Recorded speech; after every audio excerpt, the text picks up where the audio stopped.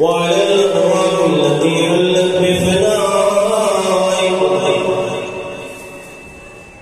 عليك مني سلام الله أبدا ما بقيت وبقي الليل والنهار وناجعه الله آخر القهر مني بزيارتكم. السلام